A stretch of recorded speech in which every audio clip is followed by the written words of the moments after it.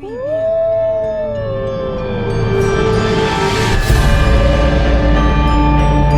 अस्सलाम वालेकुम, नमस्ते, सत श्री अकाल, हेलो एवरीवन। स्वागत है आपका हमारे YouTube चैनल पर। अजीब बात थी कि उस मकान को दूर से ही देखकर मुझे डर लगने लगा था। इसके बावजूद मैं उसकी तरफ बढ़ता चला गया। बढ़ना क्या, उसे घसीटना ही कहा जा सकता था। मैं गिरते पड़ते अपने आप को घसीटता चला जा रहा था। मेरी जो हालत थी उसकी वजह से शायद किसी भी किस्म की पनाह की जगह मुझे नेमत से कम महसूस नहीं हो रही थी। मैं सोच भी नहीं सकता था कि इन जंगलों और वीरानों में मुझे कहीं कोई मकान भी नज़र आएगा। मैं पेड़ों में छुपी हुई एक पगडंडी पर गिरते पड़ते चला जा रहा था कि अचानक ही एक खुले मैदान में जा पहुंचा। सामने ही चांदनी में वो लकड़ी का 2 मंजिला मकान सर उठाए खड़ा था। वो कुछ ऐसा ही मकान मालूम होता था जैसे किसी ख़ानदान ने किसी ज़माने में टेम्परेरी तौर पर ज़रूरत के तहत कुछ अरसे के लिए बनवाया हो और ज़रूरत पूरी होने पर वो लोग यहाँ से चले गए हों। हो सकता है बाद में ये मकान कभी कभार मुझ जैसे किसी फरार या खाना बदोश यानी बंजारों के काम भी आता रहा हो। वो एक पुराना और टूटा फूटा मकान था, लेकिन मेरे लिए किसी महल से कम नहीं था। उसके आसपास झाड़ियाँ और कुछ उजड़े हुए पेड़ खड़े थे। चारों तरफ बेहद सन्नाटा था। करीब पहुंचकर मैंने देखा मकान खंभों पर ज़मीन से ज़रा ऊंचाई पर बना हुआ था। उसमें बड़ा सा बरामदा और एक बड़े ख़ानदान की ज़रूरत के मुताबिक कई कमरे मौजूद थे। मकान के सामने एक कुआं भी मौजूद था, लेकिन ये कुआं हौज़ की तरह मुंह तक भरा हुआ था। जब लोग यहाँ रहते होंगे तो पानी की ज़रूरत इसी से पूरी की जाती होगी। बरामदे में पहुंचकर मैंने देखा कि एक कमरे की खिड़की में हल्की सी हरे रंग की रोशनी नज़र आ रही थी, लेकिन वहां तक जाने से पहले मैं बरामदे में घूम फिरकर मकान का जायज़ा लेने लगा। ऐसा मालूम होता था कि इसे बनवाने वाला खासा शायराना मिजाज रखता था। उसने जंगल की खूबसूरती से इम्प्रेस होकर यहाँ मकान बनवाया था और हर ज़रूरत का ख्याल रखा था। बरामदे के खंभों से बेलें लिपटी हुई थीं, जिनमें से कई पर अभी तक इक्का दुक्का फूल मौजूद थे, बाकी सूख चुकी थीं। मकान में दाखिल होने के बाद मेरे पूरे जिस्म में वो सर्द सी लहरें और भी तेज़ हो गई थीं, जो इसे देखने से पहले इस जगह तक पहुंचते वक्त ही मेरे खून को सर्द करने लगी थीं। मेरा दिल कह रहा था कि इस मकान पर किसी भूत का साया है या फिर शायद इसे किसी की बद्दुआ लगी हुई थी। मैं बरामदे का एक चक्कर लगाकर ही थक कर रुक गया और एक खंभे का सहारा लेकर हाँफने लगा। यादों ने एक बार फिर मेरे दिमाग में तूफान ला दिया। मुझ जैसे तबाह हाल और खाली हाथ इंसान के पास अब यादों के सिवा रह भी क्या गया था। आज से ठीक 2 साल पहले मुझ पर कत्ल के इल्ज़ाम में मुकदमा चला था और मुझे मौत की सज़ा हुई थी। मुझ पर उस हस्ती के कत्ल का इल्ज़ाम था जिससे मुझे दुनिया में सबसे ज़्यादा मोहब्बत थी। अखबारों में मेरे सपोर्ट में बहुत कुछ छपने और मेरे कुछ रसूख वाले दोस्तों की कोशिशों के बाद मेरी सज़ाए मौत उम्र कैद और देश निकाला में बदल गई थी। सबूतों के आधार पर मुझे जिसके कत्ल के इल्ज़ाम में मौत की सज़ा हुई थी वो मेरी नौजवान बीवी थी, जिससे मेरी शादी को सिर्फ 6 महीने गुजरे थे। ये शादी तूफ़ानी मोहब्बत का नतीजा थी। वो मनहूस दिन जब मैंने अपनी बीवी को अपने सामने मुर्दा पड़े पाया, उससे पहले 6 महीने का वक्त मेरे लिए हनीमून की तरह ही गुजरा था और मेरा ख्याल था कि मारिया जैसी बीवी के साथ मेरी पूरी ज़िंदगी ही एक लंबे हनीमून की तरह गुजरेगी। लेकिन एक रोज़ सब कुछ ख़त्म हो गया। मेरी खुशियों भरी ज़िंदगी पर कुछ ही लम्हों में बदनसीबी के काले बादल छा गए। मैं एक डॉक्टर था, मुझे प्रैक्टिस करते ज़्यादा वक्त नहीं गुजरा था, लेकिन आमदनी बहरहाल ठीक ठाक थी, इसलिए गुज़र बसर आराम से हो रही थी। दुनिया हमारे लिए जन्नत थी और ज़िंदगी एक खूबसूरत ख्वाब। अदालत और ज्यूरी सिर्फ सबूत देखती है, वो किसी के जज्बात या दिमाग को नहीं पढ़ सकती। अगर उसे अंदाज़ा होता कि मेरे दिल में अपनी बीवी के लिए क्या जगह थी या मेरी बीवी मुझे कितना चाहती थी, तब शायद उसे ये तो यकीन हो जाता कि मैं उसे कत्ल करने का सोच भी नहीं सकता था। लेकिन हालात और घटनाओं की रोशनी में वो फिर भी मुझे सज़ाए मौत ही देती। मेरी बीवी कुछ दिनों से बीमार थी, लेकिन ख़तरे या परेशानी वाली कोई बात नहीं थी। मैं खुद उसका इलाज कर रहा था, लेकिन एक रोज़ जब वो अचानक अपने बिस्तर में मुर्दा पाई गई और पोस्टमार्टम से साबित हो गया कि उसे जहर दिया गया था, तो मेरे होश उड़ गए। ये भी साबित हो गया कि वो जहर मेरी दवाओं से ही लिया गया था। मैं ये भी नहीं बता सकता था कि ये काम अगर मेरा नहीं था तो फिर किसका था। मुकदमे के दौरान मेरी बस एक ही ख्वाहिश थी कि मुझे ज़रूर सज़ाए मौत दे दी जाए, ताकि मैं जल्द से जल्द अपनी बीवी से जा मिलूं। उसके बगैर अब ज़िंदगी में रह ही क्या था। लेकिन जब मुझे मालूम हुआ कि दोस्तों की मेहरबानियों से मेरी सज़ाए मौत उम्र कैद और देश निकाला में बदल दी गई थी, तो मैं अपनी कोठरी में दीवारों से सर टकराने लगा। मेरे दोस्तों ने ये मेरे साथ अच्छा नहीं किया था, बल्कि दुश्मनी की थी। मुझे मौत नसीब हो जाती तो एक तकलीफ़ से निजात मिल जाती, तो एक तकलीफ़ से छुटकारा मिल जाता, लेकिन उन्होंने तो मुझे दोबारा ज़िंदगी की कैद में फंसा दिया था। जिसके दम से ज़िंदगी में खूबसूरती थी, वो मेरे साथ नहीं रही थी। समाज में मेरा कोई मकाम नहीं रह गया था। मैं एक कातिल मशहूर हो चुका था। मुझे अपना पेशा जारी रखना तो दूर की बात, मेरे लिए किसी को मुंह दिखाना भी आसान नहीं रहा था। अब भला मुझे ज़िंदा रहकर क्या करना था। जेल में दीवारों से सर टकराने से मुझे गार्ड ने आकर बचा लिया। उन्होंने आकर मुझे पकड़ लिया। मुझे अपने दुख भूल पाना मुश्किल हो रहा था, लेकिन गनीमत ये रही कि मैं बेहोश हो गया। मुझे बाद में पता चला कि कुछ दिनों के लिए मेरी याददाश्त ही मेरा साथ छोड़ गई थी। मैं सब कुछ भूल भाल गया था। इस भूल जाने में मेरे लिए भलाई थी। जब मेरी याददाश्त वापस आई तो मैं समुद्री जहाज़ पर था। मुझे देश निकाला करने के लिए साउथ ऑस्ट्रेलिया ले जाया जा रहा था, जहां मुझे एक कैदी की हैसियत से पैरों में बेड़ियां पहनाकर मुशक्क़त की ज़िंदगी गुजारनी थी। मेरी दिमागी बीमारी के दौरान कुछ दूसरे कैदियों ने मेरा ख्याल रखा था और वो मेरे दोस्त बन चुके थे। फ्री मेंटल के इलाके में हमें समुद्री जहाज़ से उतार दिया गया और वहाँ हमारी ज़िंदगी का एक नया दौर शुरू हो गया। हमें खुदाई करनी थी और सड़कें बनाने में हिस्सा लेना था। हर रोज़ सुबह हमें भेड़ बकरियों की तरह हाँक कर जेल से निकाला जाता और साइट पर ले जाया जाता। हमारे पैरों में बेड़ियां होती और हम में से ज़्यादातर कैदी टोलियों की सूरत में जंजीरों से एक दूसरे से बंधे होते। दिन भर हम खुले मैदान में रहते। सूरज डूबते ही हमें वापस जेल ले जाया जाता। 14 महीने तक यही एक जैसी रूटीन जारी रही। फिर एक दिन मुझे वो मौका मिल गया जिसकी आम तौर पर उम्र कैद पाने वाले इंतज़ार किया करते हैं, यानी फ़रार का मौका। बात ये नहीं थी कि ज़िंदगी में मेरे लिए अब कोई अट्रैक्शन बाकी था, लेकिन अगर ज़िंदा रहना ही था तो मैं पैरों में बेड़ियां पहनकर ज़िंदा नहीं रहना चाहता था।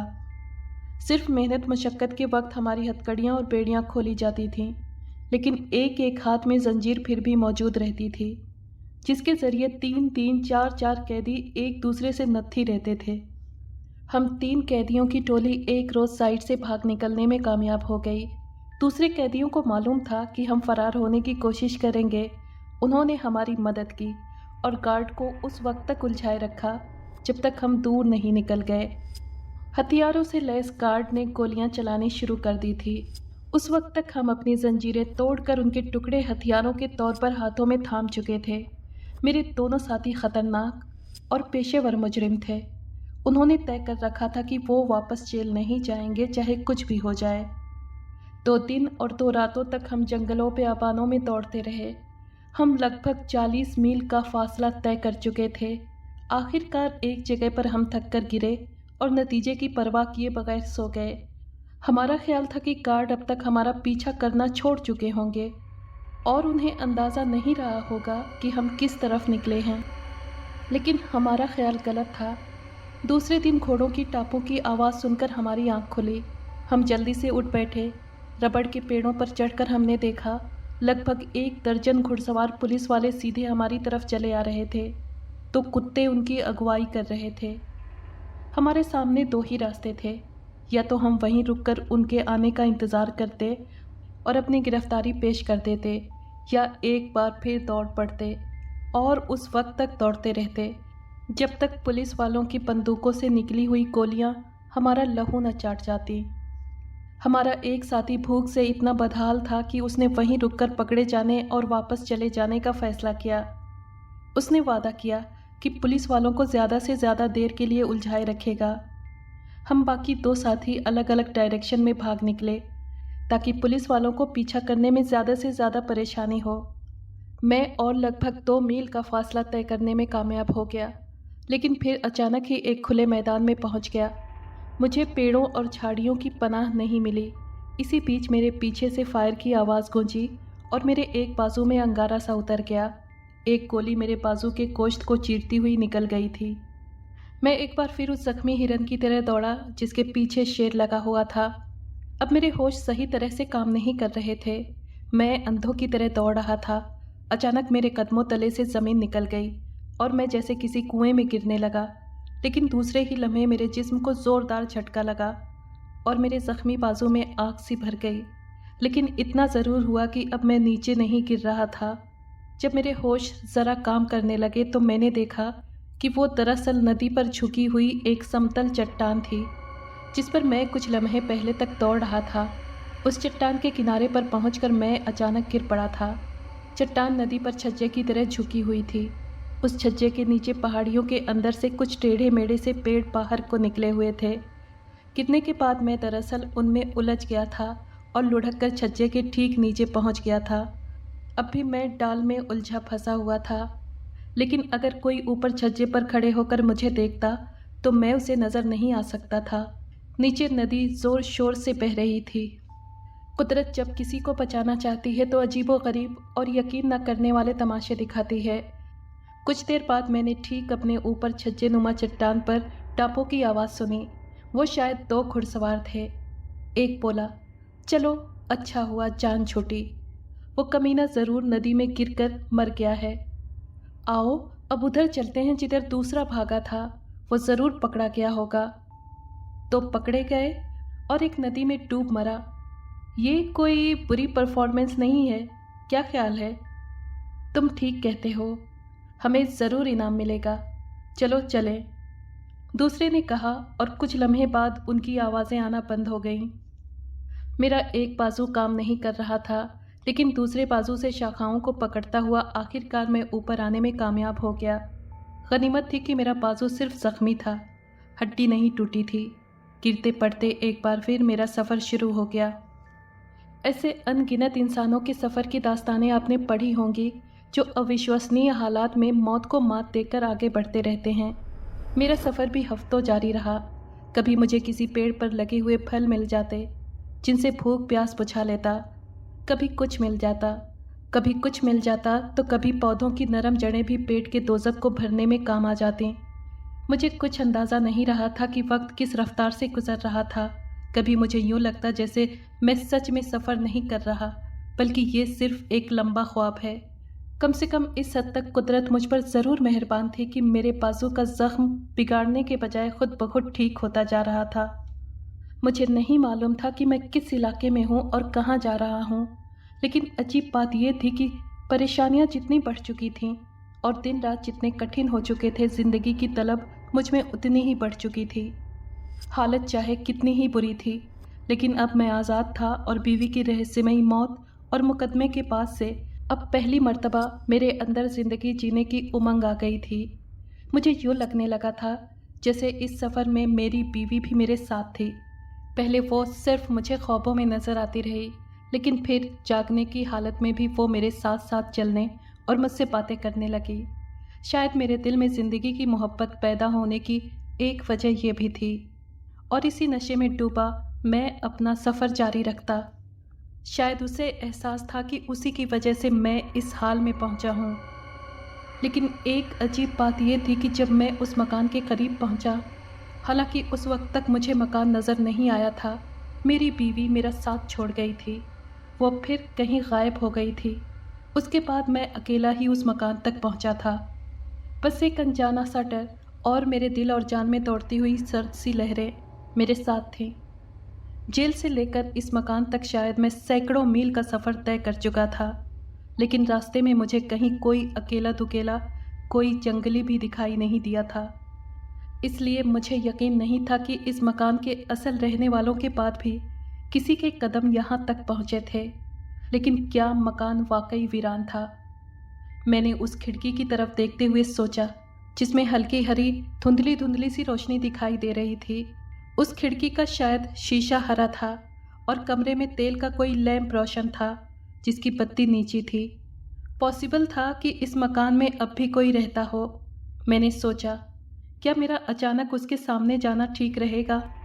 मेरा हुलिया वहशियों वाला था और मेरे जिस्म पर वैसे तो चीथड़े झूल रहे थे, लेकिन ये अंदाज़ा लगाना मुश्किल नहीं था कि ये चीथड़े कैदियों वाले ड्रेस के थे। मैं उसी कश्मकश में बरामदे में खड़ा रहा और मकान के सामने बने हुए हौज़-नुमा कुएं को तकता रहा। चांदनी में पानी कुछ इस तरह झिलमिला रहा था जैसे मेरे सामने ज़मीन पर कोई बहुत बड़ा गोल आईना पड़ा हो। और अजीब बात यह थी कि पानी की सतह से अजीब किस्म का धुआं जैसा ऊपर उठ रहा था और अजीबो-गरीब सी शक्लें धार रहा था, लेकिन कोई शक्ल साफ होने से पहले वो धुंधले धुंधले साए हवा में खुल जाते। मैं जंगले का सहारा लिए खड़ा था। अचानक मैं गिरते गिरते बचा। कहीं करीब ही मुझे एक अजीब शैतानी सा ठहाका सुनाई दिया। हंसी ज़्यादा ऊंची नहीं थी, लेकिन उसमें न जाने क्या बात थी कि मुझे अपनी रगों में खून जमता हुआ महसूस हुआ। आवाज़ से कुछ ऐसा ही लगा था जैसे शैतान अपनी कोई शरारत को कामयाब होता देखकर हंसा हो। उसके फ़ौरन बाद ही एक औरत की फरियादी सी चीख सुनाई दी। एक बच्चे के रोने की आवाज़ भी उस चीख में मिल गई। मेरी नज़र अब भी तालाब पर थी। उस लम्हे मैंने देखा कि तालाब से उभरती हुई धुएं जैसी परछाइयाँ अब कुछ साफ रूप धार रही थी। उन्होंने एक औरत की शक्ल बदल ली जिसका चेहरा दहशत से सफ़ेद था। उसने बाजुओं पर एक बच्ची को उठाया हुआ था। उसके करीब ही एक मर्द का चेहरा नमूदार यानी प्रकट हुआ जो तेज़ी से रंग बदल रहा था। वो एक अजीब शैतानी सा चेहरा था। उसकी आंखें अंगारों की तरह दहक रही थीं और तेज़ी से घूम रही थीं। उन आँखों से वो तालाब की तरफ इशारे कर रहा था। दूसरे ही लम्हे मैंने उसका चेहरा तालाब की सतह पर तैरते देखा। बाकी वजूद गायब हो गया।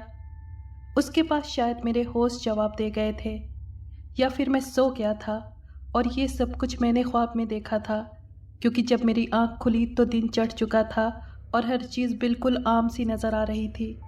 यहाँ तक कि वो हौज़ या कुआं भी बिल्कुल शांत और मामूली दिखाई दे रहा था, जैसे आम तौर पर साउथ ऑस्ट्रेलिया के दूर दराज इलाकों में पानी की ज़रूरत के लिए खोदे जाते थे। बस उसका मुंह काफ़ी बड़ा था। पानी खासा साफ़ सुथरा था और अंदाज़ा हो रहा था कि कुआं काफ़ी गहरा था।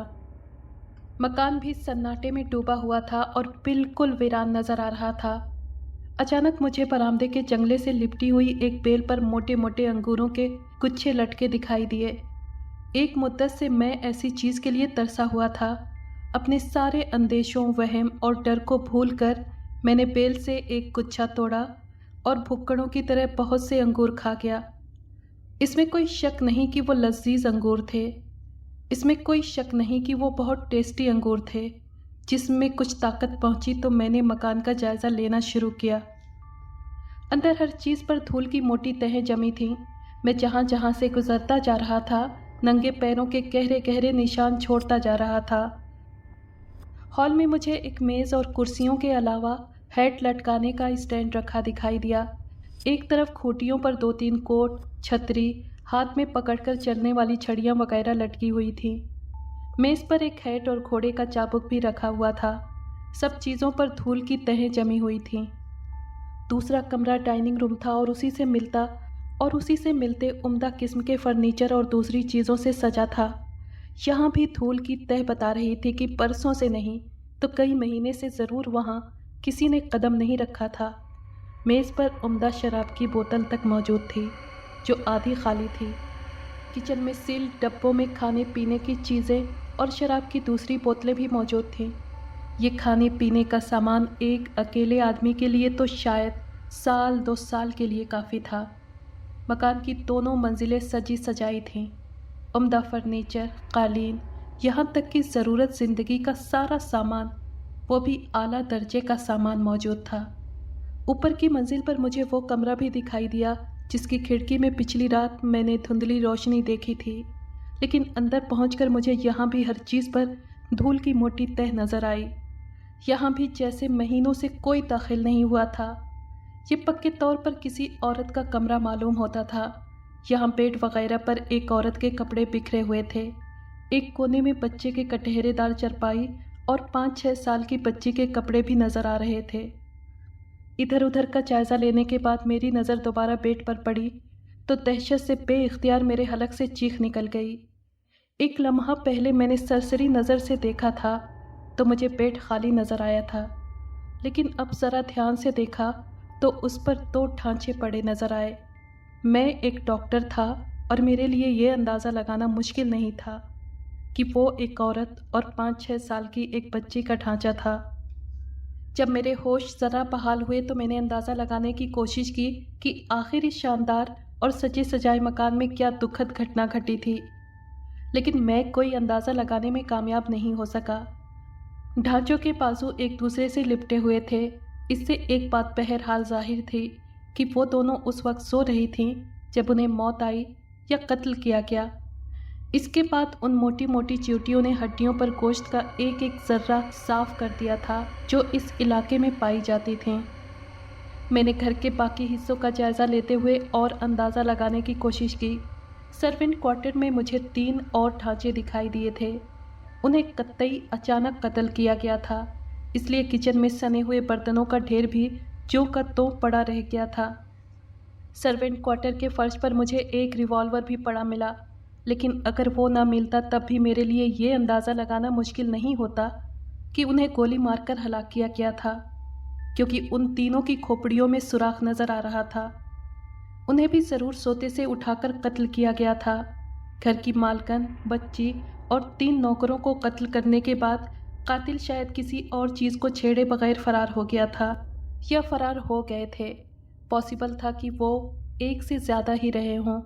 पहले तो मेरा ही दिल चाहा कि मैं वहाँ से फ़ौरन निकल भागूं, लेकिन फिर कुछ बातें मेरे डर पर हावी हो गईं। मैं बहुत दिनों से जंगलों वीरानों में भटकते भटकते लगभग हैवान बन चुका था। इस मकान में मेरी ज़रूरत की हर चीज़ मौजूद थी। अगर मैं सिर्फ डर और दहशत को मात दे लेता तो एक लंबे अरसे तक यहाँ इंसानों की तरह रह सकता था।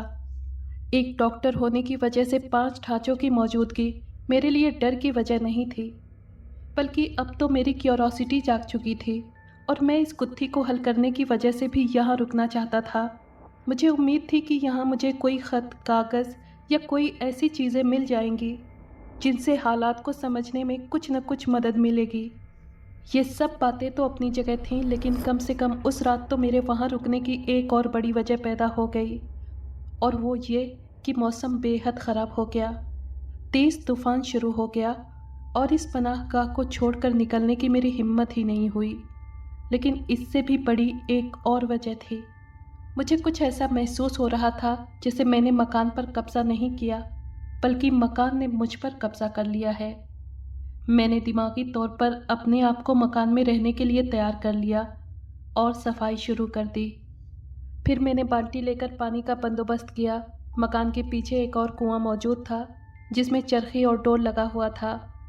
उससे पानी भरकर मैं नहाया और मकान में मौजूद एक सूट को झाड़ पोंछ कर पहनने के बाद मैंने महसूस किया कि मैं हैवान से इंसान के रूप में आ गया हूँ। मैं आराम से एक कुर्सी पर बैठकर ब्रांडी पीने लगा। कमरे में मुझे एक एल्बम भी मिला था। वो मैंने अपने सामने मेज़ पर रख लिया था। न जाने क्यों मुझे कुछ ऐसा महसूस हो रहा था जैसे कातिल ने भी बेरहमी से कत्ल करने के बाद इसी तरह इस कुर्सी पर बैठकर ब्रांडी पी होगी। अब मैं इस नतीजे पर पहुंच चुका था कि कातिल एक ही था और वो शायद इस घर का मालिक ही था। मैं जो सूट पहने बैठा था वो यकीनन उसी का था और वो मुझे इस तरह फिट आया था जैसे मैंने ही नाप देकर सिलवाया हो। कातिल इस घर का मालिक ही था। तभी उसके जाने के बाद लाशें और घर की हर चीज़ जो की तो पड़ी रह गई थी, लेकिन मैं कत्ल का मकसद नहीं समझ पा रहा था। एल्बम का वर्क पलटते हुए मैं इस मामले पर गौर करता रहा। मेरे सामने दीवार पर 3 तस्वीरें लगी हुई थीं और एल्बम में वो तीनों तस्वीरें छोटे साइज़ में मौजूद थीं जिनसे ये बड़ी तस्वीरें तैयार की गई थीं। उनमें से एक तस्वीर 25-26 साल की एक औरत की थी, एक 30-32 साल का मर्द था और एक 5-6 साल की बच्ची। मर्द की आंखें बताती थी कि उसके अंदर कहीं गुस्से की आग भड़क रही थी। वैसे सरसरी नज़र में वो एक आइडियल फैमिली मालूम होती थी, میاں بیوی اور بچی تینوں خوبصورت تھے۔ میرے لیے یہ اندازہ کرنا مشکل نہیں تھا کہ میں نے اوپر بیڈ روم میں جس عورت اور بچی کا ڈھانچہ دیکھا تھا یہ انہی کی تصویریں تھیں اور یہ مرد ہی ان کا قاتل تھا۔ اچانک میں اچھل پڑا۔ میز کی دوسری طرف سے آواز ابھری تھی، تمہارے اندازے کسی حد تک صحیح اور کسی حد تک غلط ہیں۔ ڈاکٹروں کے اندازے عام طور پر ایسے ہی ہوتے ہیں۔ کسی نے میری سوچ پڑھ لی تھی۔ میں نے پورٹریٹ سے نظر ہٹا کر سامنے دیکھا۔ میرے سامنے کرسی پر وہی شخص بیٹھا تھا جس کی تصویر کو میں غور سے دیکھ رہا تھا۔ طوفان کی وجہ سے میں نے کھڑکیاں اور دروازے مضبوطی سے بند کر دیے تھے۔ تو پھر وہ کہاں سے کمرے میں داخل ہوا تھا؟ وہ بارش میں بھیگا ہوا تھا۔ جب ایک آدمی اس یقین کے ساتھ مطمئن بیٹھا ہو کہ بڑے سے مکان میں وہ اکیلا ہے، لیکن اچانک اسے پتہ چلے کہ اس کے سامنے کوئی بیٹھا ہے، تو اس کا ڈر جانا نیچرل ہے۔ ایک لمحے کے لیے میں تو گنگ ہو کر رہ گیا۔ سمجھ میں نہیں آیا کہ کیا جواب دوں۔ میری رگوں میں لہو اچانک سے سرد ہو گیا تھا، رونگٹے کھڑے ہو گئے تھے۔ میری دہشت کو اور بڑھا دینے والا ایک اور بدلاؤ کمرے میں نظر آیا، وہ یہ کہ آتش دان میں میری جلائی ہوئی آگ یوں بجھ گئی جیسے کسی نے اس پر پانی ڈال دیا ہو۔ مٹی کے تیل کے لیمپ کی بتی بھی جیسے خود بخود بالکل نیچی ہو گئی۔ کمرے میں ہلکا سا اندھیرا پھیل گیا۔ میرے سامنے بیٹھا ہوا شخص ایک پرچھائی کی طرح دکھائی دینے لگا۔ روشنی صرف اس کے چہرے پر پڑ رہی تھی۔ اس کا چہرہ کسی شعلے کی طرح نارنگی اور آنکھیں دہکتے انگاروں کی طرح لال دکھائی دے رہی تھیں۔ طوفان کی وجہ سے سردی پہلے ہی بہت تھی، اب آتش دان میں آگ بھی بجھ چکی تھی۔ میں سردی سے تھر تھر کانپنے لگا۔ باہر طوفانی ہواؤں اور بادلوں کی گرج کی وجہ سے مکان کے در و دیوار لرز رہے تھے۔ اجنبی نے ضرور میرے ڈر کو محسوس کر لیا تھا۔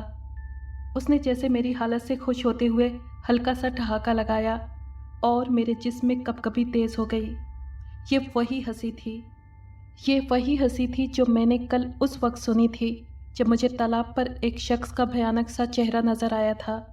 کیا وہ اس شخص کی کچھ اور بگڑی ہوئی صورت تھی؟ گھبراؤ نہیں ڈاکٹر، اس نے کھرکھراتی ہوئی آواز میں مجھے تسلی دی۔ یوں سمجھو کہ تم اپنے ہی گھر میں ہو۔ آخر کار میرے حلق سے آواز نکلی تو میں نے ایک ہی سانس میں کئی سوال کر ڈالے۔ کون ہو تم؟ کہاں سے آئے ہو؟ اور کیا چاہتے ہو؟ وہ ایک بار پھر اسی شیطانی انداز میں ہنسا اور اس کی نظر مجھ پر جم کر رہ گئی۔ مجھے یوں لگا جیسے آنکھوں کے راستے وہ میرے جسم کی ساری طاقت کھینچ رہا ہو۔ میں کون ہوں؟ اس نے میرا سوال دہرایا۔ تمہارے آنے سے پہلے میں اس گھر کا مالک تھا۔ جہاں تک اس سوال کا تعلق ہے کہ میں کہاں سے آیا ہوں، تو بس یوں سمجھ لو کہ میں وہاں سے آیا ہوں۔ اس نے اپنے پیچھے کھڑکی کی طرف اشارہ کیا۔ کھڑکی بند تھی، لیکن اس کے اشارے کے ساتھ ہی اس کے دونوں پٹ ایک جھٹکے سے کھل گئے۔ اسی لمحے بجلی چمکی اور تیز چمکیلی روشنی میں باہر تالاب کا پانی جھلملا اٹھا۔ اس کا اشارہ ضرور تالاب کی طرف ہی تھا۔ تالاب پر میری نظر پڑنے کے فوراً بعد کھڑکی کے پٹ خود بخود پہلے ہی کی طرح بند ہو گئے۔ تمہارا تیسرا سوال یہ تھا کہ میں کیا چاہتا ہوں، وہ بولا۔ مجھے تمہاری ضرورت ہے، میں تمہارے جسم میں ڈھلنا چاہتا ہوں۔ میں سمجھا نہیں، میں نے کہا۔ تم کون ہو؟ کیا ہو؟ فی الحال تو میں کچھ بھی نہیں، لیکن تمہاری مدد سے میں ایک بار پھر انسان بن جاؤں گا۔ تمہیں آزادی اور دولت مل جائے گی۔ تم اتنا سونا حاصل کر لو گے جتنا تم نے خواب میں بھی نہیں دیکھا ہوگا۔ مجھے کیا کرنا ہوگا؟ میں نے پوچھا۔ پہلے تم میری کہانی سن لو، پھر بات تمہاری سمجھ میں آ جائے گی، وہ بولا۔ 10 سال پہلے میں ایک کامیاب آدمی تھا۔ سونا تلاش کرنا میرا پیشہ تھا۔ میں ایک خوبصورت عورت کا شوہر اور ایک بچی کا باپ تھا، جن کی تصویریں تم دیکھ چکے ہو۔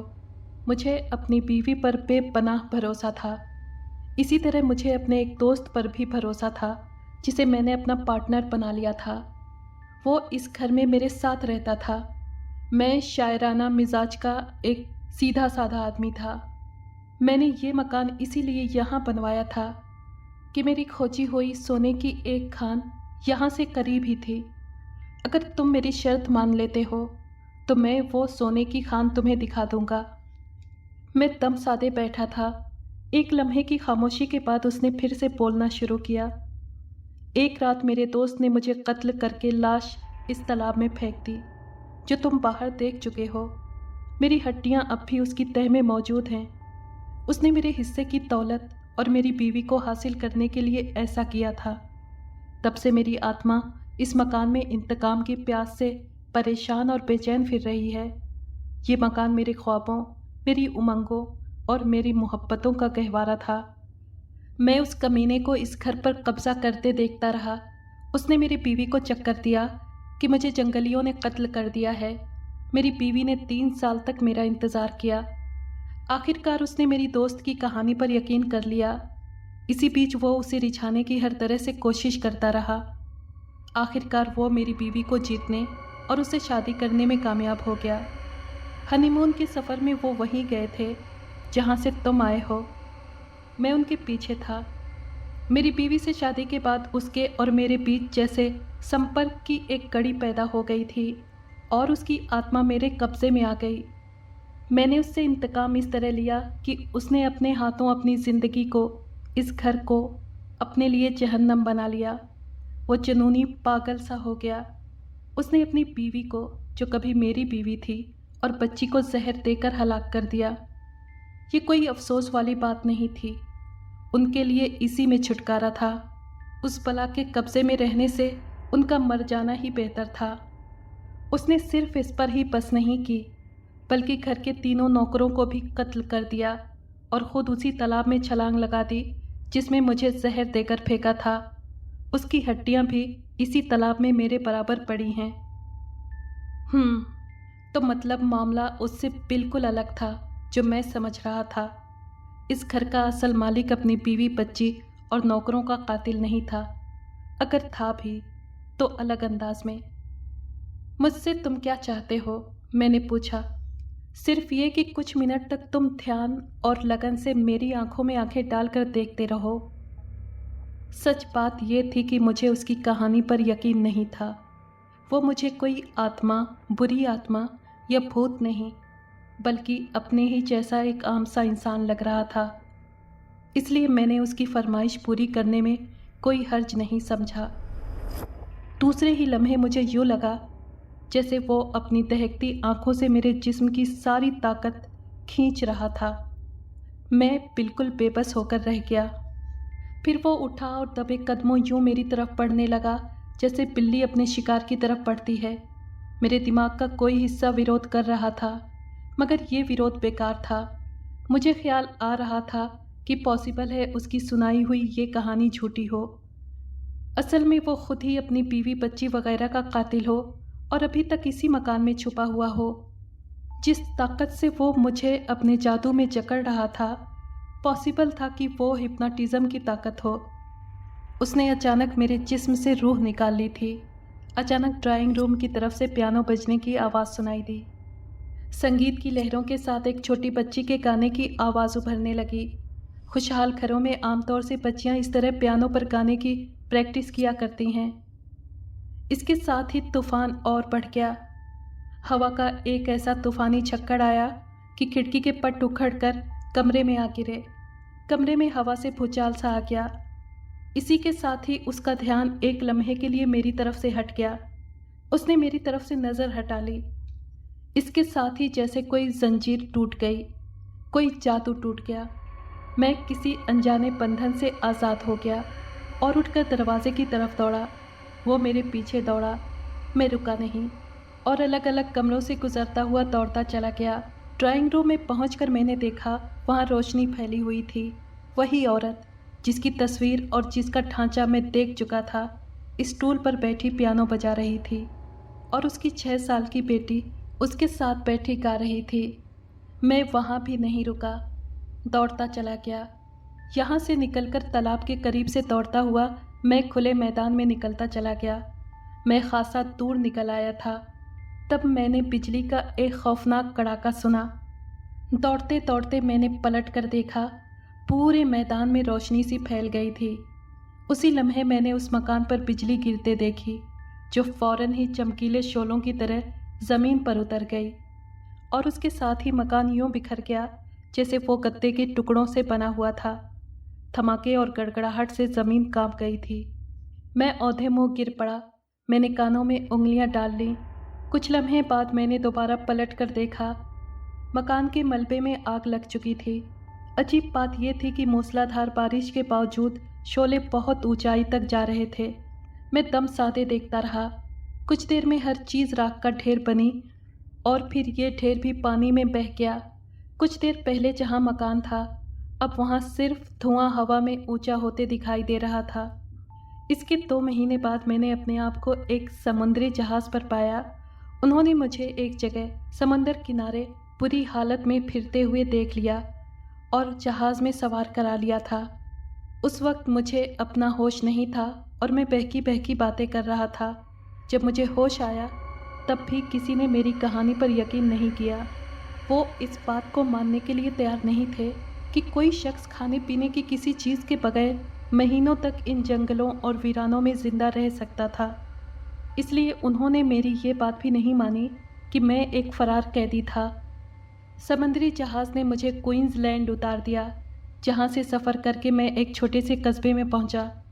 यहाँ इत्तेफाक से लोगों को मालूम हुआ कि मैं एक डॉक्टर हूँ। कस्बे में कोई डॉक्टर नहीं था। उन्होंने मुझे डिग्री के बगैर ही प्रैक्टिस करने पर मजबूर कर दिया। उन्हें सिर्फ इलाज से मतलब था। मैं अब भी वहीं प्रैक्टिस कर रहा हूँ। कस्बे के लोग मेरी बड़ी इज्जत करते हैं। ज़िंदगी आराम से गुजर रही है। बस कभी कभी बीते दिनों की यादें भयानक ख्वाबों की तरह परेशान करती हैं। अगर आपको ये कहानी पसंद आई है तो प्लीज़ लाइक और शेयर करें और कमेंट बॉक्स में अपनी राय का इजहार कीजिए।